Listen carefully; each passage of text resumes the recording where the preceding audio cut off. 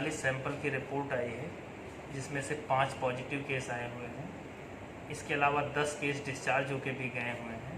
तो लगातार हमारे यहाँ से रिकवरी रेट अच्छा है, लेकिन अब शहर के बीच से केस आना शुरू हो गए हैं। तो ये निश्चित रूप से हमारे लिए एक चैलेंज है कि हम सोशल डिस्टेंसिंग का पालन करें, हाथ को लगातार धोते रहें, और जब तक आवश्यक ना हो तब तक हम बाहर ना निकलें, मास्क ढंग से लगाएं। अगर हम ये सब काम नहीं करेंगे तो निश्चित रूप से हमारे लिए खतरे का संकेत है। हमारा आपसे आग्रह है कि आप जो है लगातार इन सब नियमों का पालन करें, जिससे हम और आप सभी लोग सुरक्षित रह सकें।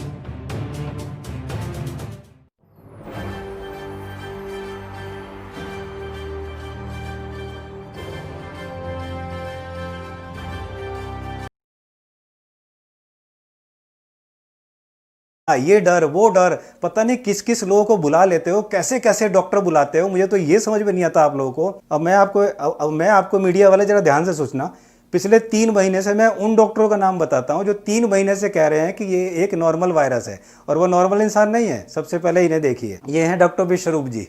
ये पिछले 3-4 महीने से बोल रहे हैं कि कोरोना एक नॉर्मल वायरस है, इससे घबराने की जरूरत नहीं करी, लेकिन आप लोगों ने कभी इनकी बात नहीं सुनी, इनको अपने चैनल पर नहीं लेके आए।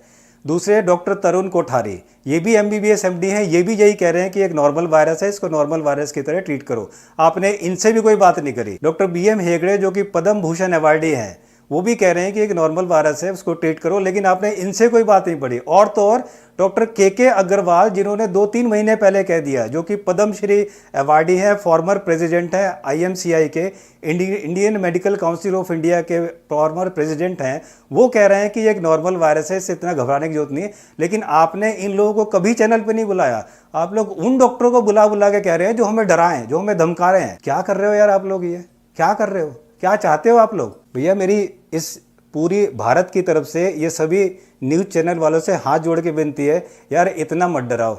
हमने कोई ऐसा गुनाह नहीं किया आप लोगों के साथ कि आप हमारी ऐसी तैसी करने में लग रहे हो।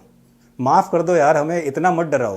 हिंदू मुस्लिम के नाम पर, और ये देश विभाजन के नाम पर, इसके नाम पर, उसके नाम पर, कोरोना के नाम पर, बीमारी, पता नहीं किस किस चीज़ के नाम पर आप हमें डराया जा रहे हो। भाई मत डराओ, हम पहले बहुत डरे हुए हैं, मत डराओ। देश पहले ही बहुत परेशान है। और मैं जितने भी TV न्यूज़ चैनल्स हैं उनको ये कहना चाहता हूं, अगर आप में हिम्मत है तो आप मुझे बुलाइए अपने चैनल पे, मैं आपको बताता हूं कि आपको करना क्या चाहिए था और आप कर क्या रहे हैं और कहां आप गलत हैं। और उस शो को आप लाइव रखिए ताकि लोगों को पता चले कि सच्चाई क्या है और कर क्या रहा है। अब मैं नरेंद्र मोदी जी जो हमारे देश के प्रधानमंत्री हैं, उनसे मैं कुछ विनती करना चाहता हूँ।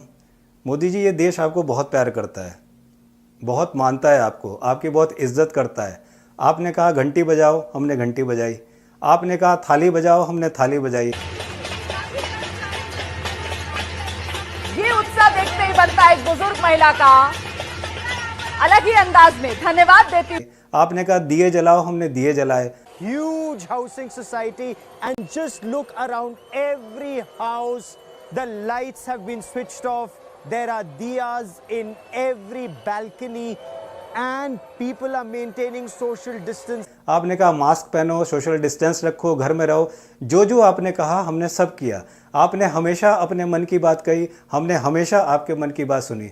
लेकिन मोदी जी, अब ये 130 करोड़ की जनता अपने मन की बात आपसे कहना चाहती है, तो प्लीज़ आप हमारे मन की बात सुनिए मोदी जी। पहली बात तो ये मोदी जी, हमारी रिक्वेस्ट है आपसे कि जितने भी ये TV न्यूज़ चैनल्स हैं, इनको कम से कम 1 साल के लिए बंद कर दीजिए।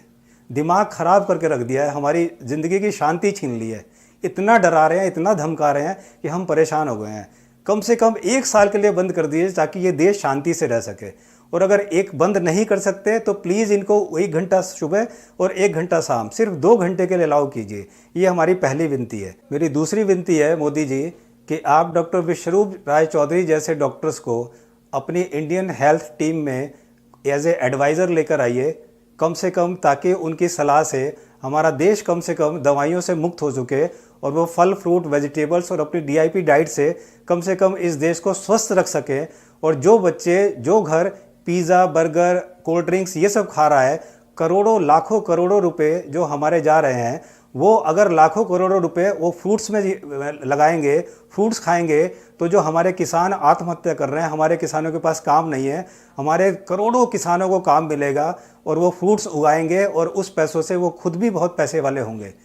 इससे हमारा देश भी स्वस्थ होगा और जो हमारा पैसा दवाइयों में जा रहा है वो पैसा सीधा हमारे किसानों को जाएगा। तो मेरी आपसे रिक्वेस्ट है कि प्लीज़ डॉक्टर विश्वरूप जी को अपनी इंडियन हेल्थ डिपार्टमेंट में एज ए एडवाइज़र प्लीज़ आप उनको जगह दीजिए। और जब हमारे देश के बच्चे फ्रूट्स खाएंगे, वेजिटेबल्स खाएंगे, अपनी इम्यूनिटी बढ़ाएंगे, तो कोविड-19 क्या, कोविड-90,000 भी आ जाए तो भी वो हमारा कुछ नहीं कर सकता। और मैं सभी डॉक्टरों से अपील करना चाहता हूँ कि आप लोग US की और यूरोप की कॉपी ना करें। ये मत समझे कि उनकी टेक्नोलॉजी बहुत अच्छी है, हेल्थ के मामले में वो हमसे आगे नहीं है। US आईफोन बना सकता है, US मिसाइल बना सकता है, लेकिन शरीर से मल ठीक से कैसे निकलेगा वो इंडियन जानते हैं, वो US को नहीं आता। US के लोगों को हमेशा कब्ज की शिकायत रहती है, वो ठीक से अपना टॉयलेट बाथरूम भी नहीं निकाल पाते। यही इसलिए वहाँ पर कंसेप्ट अटैच्ड टॉयलेट बाथरूम का है, जो कि इंडिया में नहीं था। इंडिया में टॉयलेट बाथरूम घर के बाहर हुआ करते थे ताकि वहाँ पर जाके जाएं लोग, लेकिन US और यूरोप में अक्सर लोगों का बहुत जल्दी टॉयलेट बाथरूम निकल जाता है, इसलिए इन्होंने अटैच बेडरूम में लगा रखे हैं। तो ये बीमारी वहाँ पर है, ये हमारे यहाँ नहीं है। तो इसलिए हेल्थ के बारे में हम लोग बहुत अच्छे हैं। अब मेरी आप सब लोगों से एक विनती ये है कि आप लोग प्लीज़, अगर आप डॉक्टर विश्वरूप राय चौधरी जी को प्यार करते हैं, उनके फ़ैन हैं, तो प्लीज़ आप DIP डाइट शुरू कीजिए। सबसे पहले अपने आप को ठीक कीजिए, अपनी फैमिली को ठीक कीजिए, ताकि हमें डॉक्टर के पास और ताकि हमें हॉस्पिटल के जाने की ज़रूरत ही ना पड़े। इसके अलावा मेरी दूसरी रिक्वेस्ट आपसे ये है कि प्लीज़ आप TV न्यूज़ चैनल्स देखना बंद कर दीजिए।